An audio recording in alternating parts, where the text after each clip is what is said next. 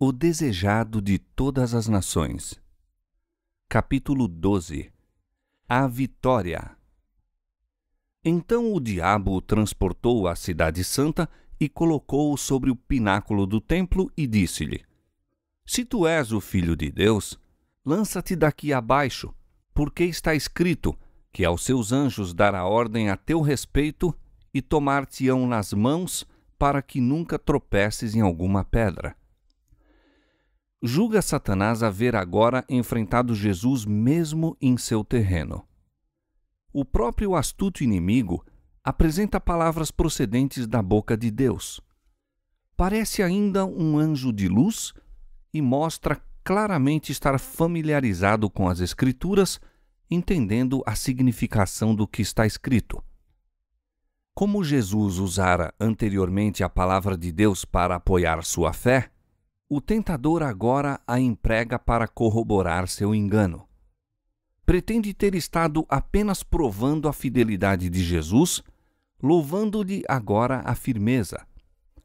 Como o Salvador manifestou confiança em Deus, Satanás insiste com ele para que dê outro testemunho de sua fé. Mas novamente a tentação é introduzida com a insinuação de desconfiança: se tu és o Filho de Deus. Cristo foi tentado a responder ao se. Absteve-se, porém, da mais leve aceitação da dúvida. Não poria em risco sua vida para dar a Satanás uma prova. O tentador pensava aproveitar-se da humanidade de Cristo e incitou-o à presunção. Mas ao passo que pode instigar, não lhe é possível forçar ao pecado. Disse a Jesus: lança-te daqui abaixo, sabendo que o não podia lançar, pois Deus se interporia para livrá-lo. Tampouco poderia o inimigo forçar Jesus a se lançar. A menos que Cristo consentisse na tentação, não poderia ser vencido. Nem todo o poder da terra ou do inferno o poderia forçar, no mínimo que fosse, a se apartar da vontade de seu Pai. O tentador jamais nos poderá compelir a praticar o mal. Não pode dominar as mentes, a menos que se submetam a seu controle. A vontade tem que consentir, a fé largar sua segurança em Cristo antes que Satanás possa exercer domínio sobre nós. Mas todo desejo pecaminoso que nutrimos lhe proporciona um palmo de terreno. Todo ponto em que deixamos de satisfazer a norma divina é uma porta aberta pela qual pode entrar para nos tentar destruir. E todo fracasso ou derrota de nossa parte dá-lhe ocasião de exprobrar a Cristo. Quando Satanás citou a promessa: aos seus anjos dará ordem a teu respeito, omitiu as palavras: para te guardarem em todos os teus caminhos, isto é, em todos os caminhos da escolha de Deus. Jesus recusou sair da vereda da obediência.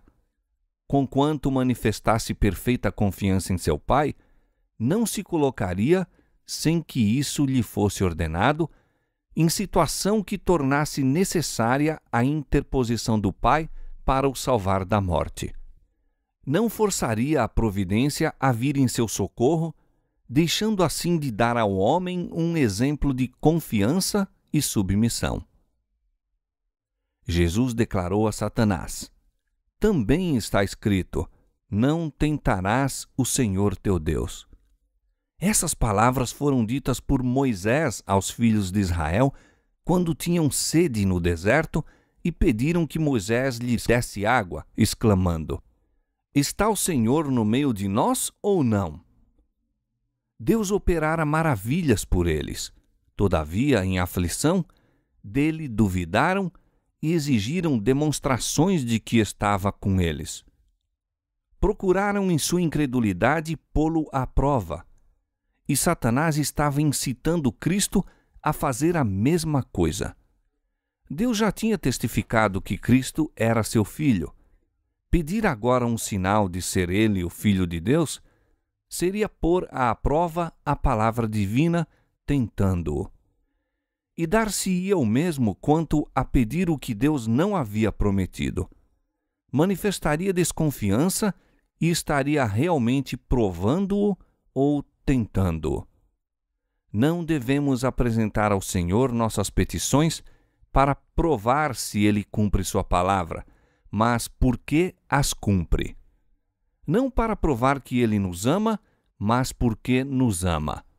Sem fé é impossível agradar-lhe, porque é necessário que aquele que se aproxima de Deus creia que Ele existe e que é galardoador dos que o buscam. Mas a fé não é de maneira nenhuma aliada à presunção. Somente o que tem verdadeira fé está garantido contra a presunção, pois presunção é a falsificação da fé operada por Satanás. A fé reclama as promessas de Deus e produz frutos da obediência. A presunção também reclama as promessas, mas serve-se delas, como fez Satanás, para desculpar a transgressão. A fé teria levado nossos primeiros pais a confiar no amor de Deus e obedecer-lhe aos mandamentos. A presunção os levou a transgredir-lhe a lei, crendo que seu grande amor os salvaria da consequência de seu pecado. Não é ter fé pretender o favor do céu, sem cumprir as condições sob as quais é concedida a misericórdia. A fé genuína baseia-se nas promessas e providências das Escrituras. Muitas vezes, quando Satanás falhou em incitar desconfiança, consegue êxito em nos levar à presunção. Se consegue pôr-nos desnecessariamente no caminho da tentação, sabe que tem a vitória. Deus há de guardar todos quantos andam no caminho da obediência. Apartar-se dela, porém, é arriscar-se no terreno de Satanás. Aí cairemos por certo. O Salvador nos ordena: vigiai e orai, para que não entreis em tentação. A meditação e a oração nos guardariam de nos precipitar, sem ser solicitados, ao encontro do perigo, e seríamos assim salvos de muitas derrotas. Entretanto, não devemos perder o ânimo quando assaltados pela tentação. Frequentemente, quando colocados em situação probante, duvidamos de que tenhamos sido guiados pelo Espírito de Deus. Foi, no entanto, a guia do Espírito que dirigiu Jesus para o deserto para ser tentado por Satanás. Quando Deus nos leva à aprovação, tem um desígnio a realizar para nosso bem. Jesus não presumiu das promessas de Deus, indo sem que lhe fosse ordenado ao encontro da tentação, nem se entregou ao acabrunhamento quando ela lhe sobreveio. Tampouco o devemos nós fazer. Fiel é Deus, que vos não deixará tentar acima do que podeis, antes, com a tentação dará também o escape, para que a possais suportar. Ele diz: oferece a Deus sacrifício de louvor e paga ao Altíssimo os teus votos, e invoca-me no dia da angústia. Eu te livrarei e tu me glorificarás. Jesus saiu vitorioso da segunda tentação, e então Satanás se manifesta em seu verdadeiro caráter. Não se apresenta, todavia, como aquele horrível monstro de pés de cabra e asas de morcego. Embora decaído, é um poderoso anjo. Declara-se o chefe da rebelião e o Deus deste mundo. Colocando Jesus sobre uma alta montanha, fez com que todos os reinos do mundo, em toda a sua glória, passassem em vista panorâmica diante dele. A luz do sol projeta-se sobre cidades cheias de templos, palácios de mármore, campos férteis e vinhas carregadas de frutos. Os vestígios do mal estavam ocultos. Os olhos de Jesus, cercados ultimamente de tanta tristeza e desolação, contemplam agora uma cena de inexcedível beleza e prosperidade. Ouve então a voz do tentador: dar-te-ei a ti todo este poder e a sua glória, porque a mim me foi entregue e dou-o a quem quero. Portanto, se tu me adorares, tudo será teu. A missão de Cristo só se podia cumprir através de sofrimento. Achava-se diante dele uma existência de dores, privações, lutas e morte ignominiosa. Cumpria-lhe carregar sobre si os pecados de todo o mundo. Tinha que sofrer a separação do amor do Pai. Ora, o tentador oferecia entregar-lhe o poder que usurpara. Cristo poderia livrar-se do terrível futuro mediante o reconhecimento da supremacia de Satanás. Fazer isso, porém, era renunciar à vitória no grande conflito.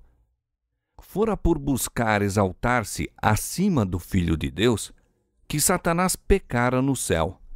Prevalecesse ele agora, e seria isso a vitória da rebelião. Quando Satanás declarou a Cristo: o reino e a glória do mundo me foram entregues, e dou-os a quem quero, disse o que só em parte era verdade, e disse-o para servir a seu intuito de enganar. O domínio dele arrebatara-o de Adão, mas este era o representante do Criador. Não era, pois, um governador independente. A terra pertence a Deus, e ele confiou ao Filho todas as coisas. Adão devia reinar em sujeição a Cristo. Ao atraiçoar Adão sua soberania, entregando-a às mãos de Satanás, Cristo permaneceu ainda, de direito, o rei. Assim disse o Senhor ao rei Nabucodonosor: o Altíssimo tem o domínio sobre os reinos dos homens e os dá a quem quer. Daniel 4:17. Satanás só pode exercer sua usurpada autoridade segundo Deus lhe o permita. Quando o tentador ofereceu a Cristo o reino e a glória do mundo, estava propondo que ele renunciasse à verdadeira soberania do mesmo e mantivesse domínio em sujeição a Satanás.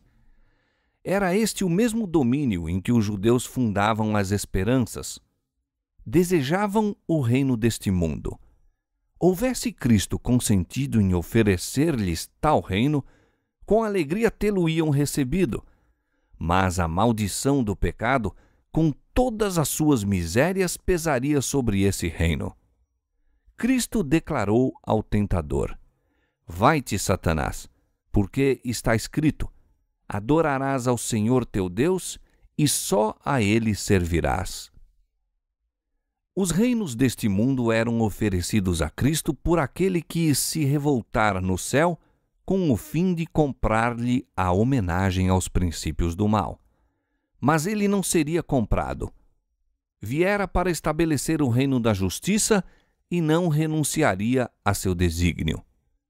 Com a mesma tentação, aproxima-se Satanás dos homens e tem aí mais êxito do que obteve com Jesus. Oferece-lhes o reino deste mundo sob a condição de lhe reconhecerem a supremacia.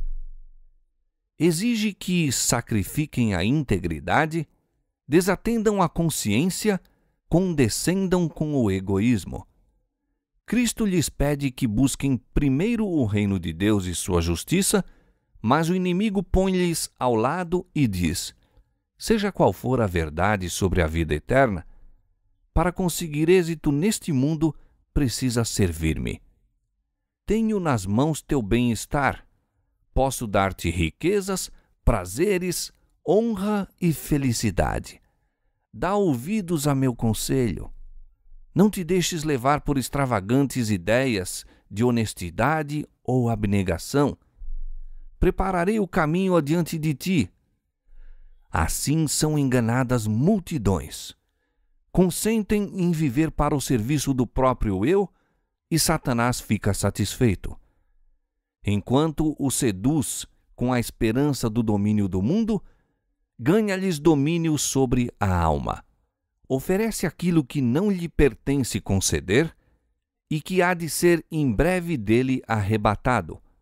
Despoja-os, entretanto, fraudulosamente de seu título à herança de filhos de Deus. Satanás pôs em dúvida a filiação divina de Cristo. Na maneira por que foi sumariamente despedido, teve a irrefutável prova. A divindade irradiou através da humanidade sofredora. Satanás foi impotente para resistir à ordem. Torcendo-se de humilhação e raiva, foi forçado a retirar-se da presença do Redentor do mundo. A vitória de Cristo fora tão completa como o tinha sido o fracasso de Adão.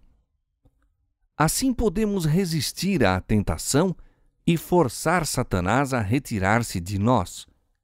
Jesus obteve a vitória por meio da submissão e fé em Deus e diz-nos mediante o apóstolo: Sujeitai-vos, pois, a Deus, resisti ao diabo, e ele fugirá de vós. Chegai-vos a Deus, e ele se chegará a vós. Tiago, capítulo 4, versos 7 e 8. Não nos podemos salvar do poder do tentador. Ele venceu a humanidade e, quando tentamos resistir em nossa própria força, tornamo-nos presa de seus ardis. Mas torre forte é o nome do Senhor. Para ela correrá o justo e estará em alto retiro. Provérbios 18, 10. Satanás treme e foge diante da mais débil alma que se refugia nesse nome poderoso. Havendo partido o adversário, Jesus caiu exausto por terra, cobrindo-lhe o rosto o pavor da morte. Os anjos do céu haviam testemunhado o conflito, contemplando seu amado capitão enquanto passava por inexprimíveis sofrimentos para nos abrir a nós um meio de escape. Resistira à prova maior do que jamais seremos chamados a suportar. Os anjos serviram então ao Filho de Deus enquanto jazia como moribundo.